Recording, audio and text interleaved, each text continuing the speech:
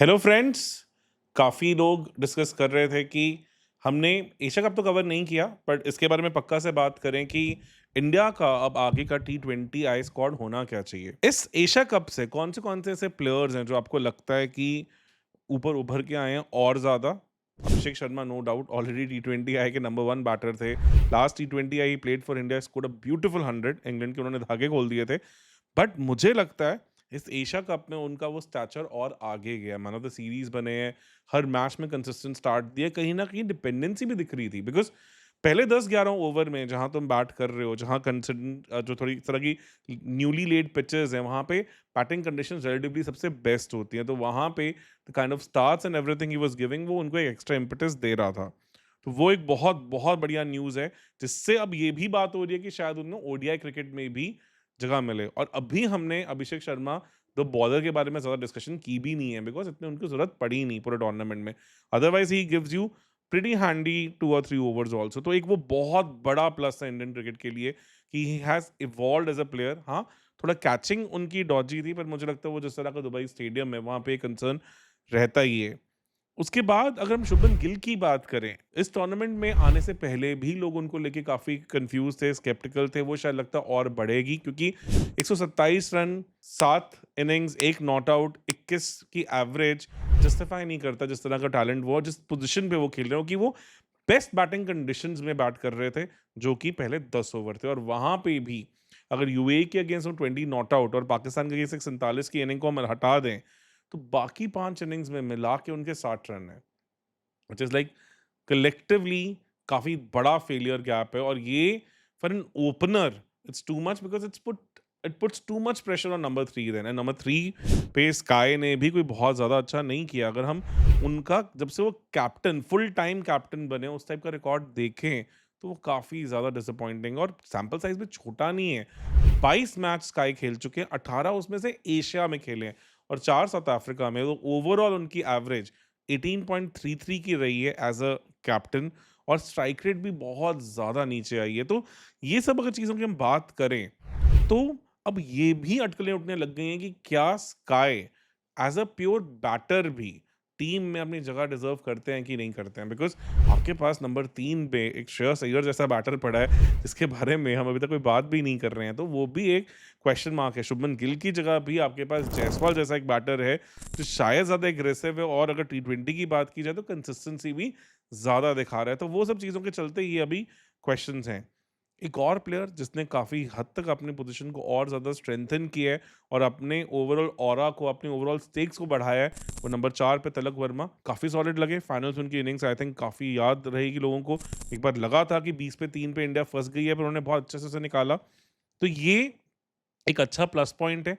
Plus we underestimate him as a bowler also, बड़ी underrated bowler हैं वो, अच्छी बॉल कर सकते हैं। अभी उनको उस एंगल से ज़्यादा एक्सप्लोर भी नहीं किया गया, जबकि उन्होंने अपने डोमेस्टिक क्रिकेट में सब में अपनी बॉलिंग पे काफ़ी काम किया है।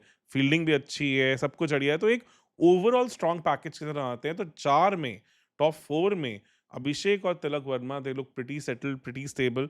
नंबर 5 पे संजू सैमसन खेले, उनके साथ काफ़ी ऊपर-नीचे हुआ, बट जब खेले थोड़ा ठीक खेले। मुझे अभी भी लगता है कि suits more for the opening slot, क्योंकि आपको विकेट कीपर एक चाहिए टीम में, तो आपके पास केएल राहुल, जितेश शर्मा और संजू सैमसन ही ऑप्शन बनती है, बिकॉज़ पंत कहीं न कहीं उस तरह से T20 फॉर्मेट में फिट नहीं हो पाए हैं। तो वहाँ पे संजू सैमसन को हम ओपनर देखना चाहेंगे, नहीं देखना चाहेंगे? आप भी प्लीज़ कमेंट सेक्शन में बताना। मेरे हिसाब से ही fits more into that opening slot, because then with Abhishek Sharma वो बहुत डेडली कॉम्बिनेशन बन के आ जाता है। नंबर 5 पे भी संजू सैमसन खेले हैं। ठीक है, उनको उतना क्लियर रोल नहीं मिला, उनकी पोज़ीशन के साथ बहुत कुछ हुआ। फाइनल में मुझे लग रहा है कि एक चांस भी मिला था, वहाँ पे शायद थोड़ा और मैच्योर, उनसे थोड़ा और लंबा पारी हम एक्सपेक्ट कर सकते थे। 6 पे दुबे खेले हैं, और आई थिंक एक और प्लेयर जिनके स्टेक्स इस टूर्नामेंट के बाद ऊपर गए हैं, क्योंकि as a bowler also he looked pretty handy. मतलब अगर हम पाकिस्तान के साथ देखें, तो दोनों मैचेस में उन्होंने जो लास्ट के हुए हैं, उनमें फाइनल्स और उससे पहले लीग मैच में भी अच्छी बॉलिंग की है। इनफैक्ट लीग मैच में जब लग रहा था कि पाकिस्तान मैच के साथ बहुत आगे निकल रहा है, तो वहाँ पे दुबे ने ही आके 2 बहुत क्रूशियल विकेट्स भी ली। तो overall as a bowler his strokes have gone up, his batting against fast bowling has also improved leaps and bounds. तो फाइनल में उनकी पारी काफ़ी इंपॉर्टेंट है, काफ़ी हद तक याद दिलाता है कि 2024 का जो वर्ल्ड टी20 था, वहाँ पे भी उन्होंने ऐसे क्रिटिकल रन्स किए थे, वैसा सा उन्होंने इस बार भी करके दिखाया। तो हाँ, टैलेंट है, बहुत ज़्यादा बड़ा टैलेंट है। मैं इवन रॉबिन उथप्पा से भी उनके बारे में काफ़ी डिटेल में डिस्कस कर रहा था और वो उन्हें बहुत ज़्यादा हाईली रेट करते हैं। कहते हैं मे बी थोड़ा रनिंग बिटवीन द विकेट्स, थोड़ी प्रोएक्टिविटी पे और काम करें तो this guy is a generational talent. This is what he said कि बहुत जेन्युइनली टैलेंटेड आदमी है और plus as a bowler the way he has come up, वो काफ़ी बड़ी बात है। तो नंबर 7 पे हार्दिक पांड्या, ज़्यादा उनको इस टूर्नामेंट में कुछ करने का मौका मिला नहीं। I think he has a strong legacy. अगर फिट रहते हैं तो वो बहुत बड़ी बात है। अक्षर Patel again whenever required did well. थोड़ा मुझे लगता है कि अक्षर को एज़ अ फ्लोटर यूज़ किया जाए तो बेटर है, बिकॉज़ कहीं न कहीं वो जब एंड में आते हैं, हमने काफ़ी बार देखा, इवन श्रीलंका के अगेंस्ट में हमने देखा और बांग्लादेश के अगेंस्ट में हमने देखा कि जब वो एंड में आते हैं तो उतना अमेजिंगली फिनिशिंग एबिलिटी नहीं रखते हैं जितना उनसे एक्सपेक्ट किया जाता है। तो वहाँ मुझे लगता है कि एज़ अ फ्लोटर ही makes more sense. Maybe at number 5 if we are slotting Sanju as an opener, पर ओवरऑल 8 काफ़ी सही हैं। उसके बाद वरुण चक्रवर्ती, कुलदीप यादव फिर से उनके स्टेक्स हैव गॉन अप। पीछे थोड़ा डाइसी रही है, थोड़ा आईपीएल में भी फर्स्ट हाफ के बाद टेपर ऑफ किए थे, बट इस टूर्नामेंट में he looked a class apart bowler. Final में जिस तरह से उन्होंने डिसमैंटल किया पाकिस्तान को और ओवरऑल भी पूरे टूर्नामेंट में जैसे बॉल की, वो काफ़ी इंप्रेसिव था। वरुण चक्रवर्ती के लिए थोड़ा ठंडा टूर्नामेंट था, उनके स्टैंडर्ड्स के अकॉर्डिंगली, पर मुझे लगता है still he was making inroads. Bumrah no doubt थोड़े रस्टी थे।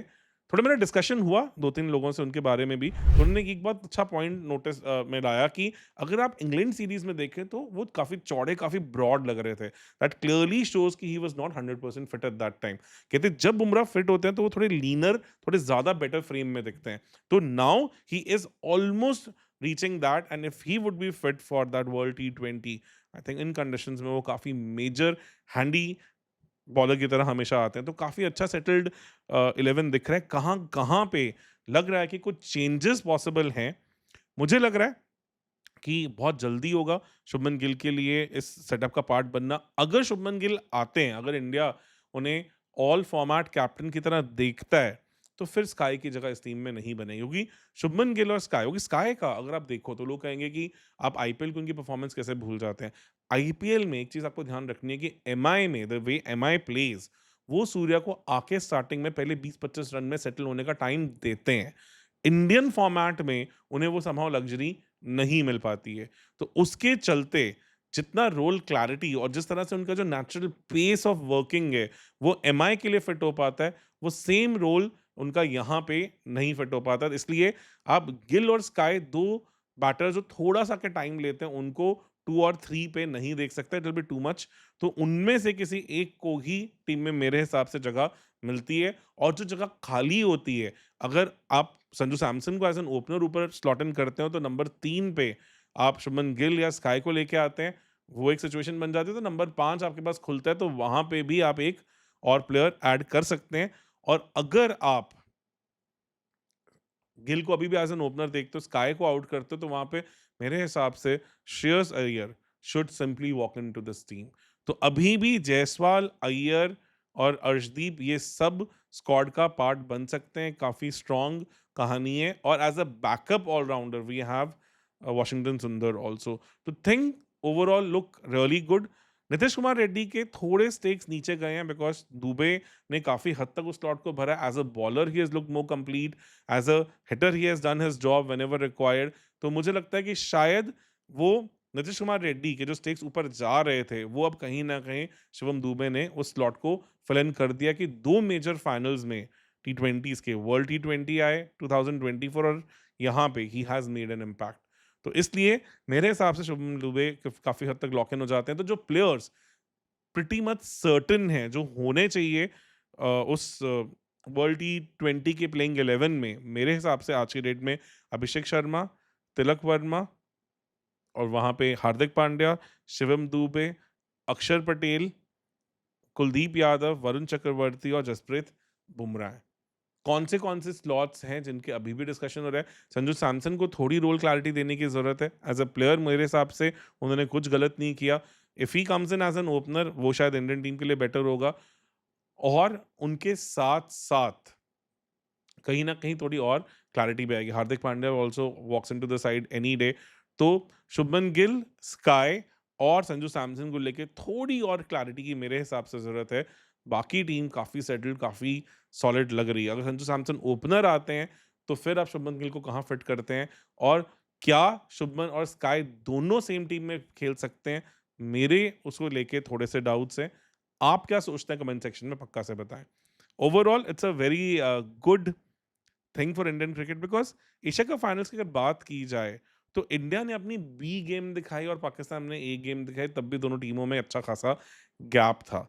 तो ऑब्वियसली एक आइडियल फाइनल नहीं था हमारे लिए। हम ने बॉलिंग भी पहले थोड़ी हल्की की, उसके बाद एक बहुत तगड़ा कमबैक किया और बैटिंग में भी सिमिलर सी कहानी हुई, took things little too lightly for that.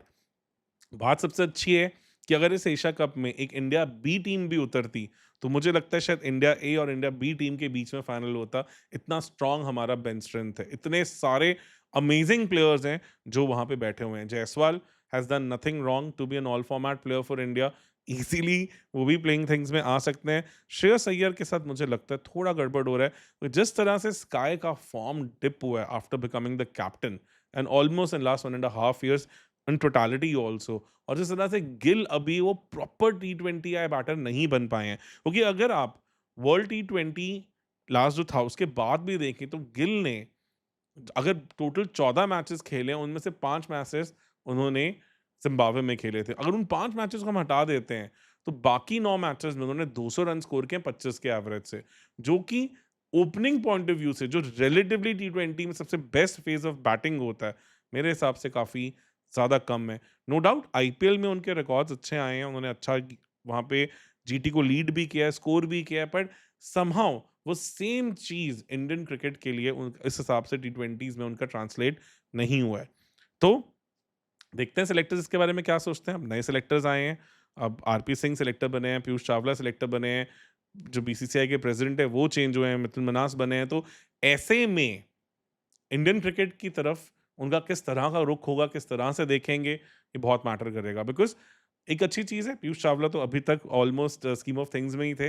1-2 season पहले तक तो वो आईपीएल भी खेल रहे थे, तो रीसेंसी बायस भी हो सकता है, चीज़ें जानते हैं। तो लेट्स सी इंडियन क्रिकेट को हम किस रुख में मुड़ते हुए देखते हैं। Overall signs are very good. एक फाइनल जो एक आइडियल फाइनल नहीं था, we did not bring our A game in front but still managed to beat the opposition comfortably, clearly shows कि गल्फ तो बढ़ता जा रहा है।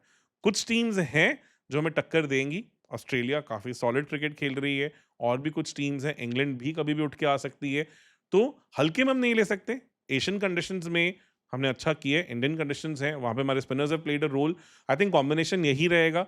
इंडिया काफ़ी हद तक 5 बैटर्स, 3 ऑलराउंडर्स और 3 प्रॉपर बॉलर्स के साथ ही जाने वाली है। इस कॉम्बिनेशन को लेकर मुझे लगता है कि अब बिल्कुल भी वो छेड़खानी नहीं करने वाले, और प्लस तिलक वर्मा और अभिषेक शर्मा के साथ आपके पास और बॉलिंग ऑप्शंस भी बन के आ जाती हैं।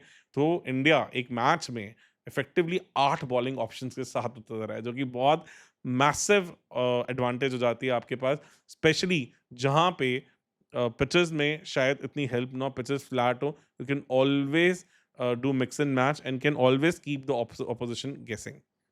तो कमेंट सेक्शन में प्लीज़ आप हमें बताएँ, बिकॉज़ आपके इनपुट्स बहुत कुछ सिखाते हैं, बहुत कुछ बताते हैं। तो बने रहें चैनल के साथ, कोशिश रहेगी और रेगुलरली चीज़ें करें।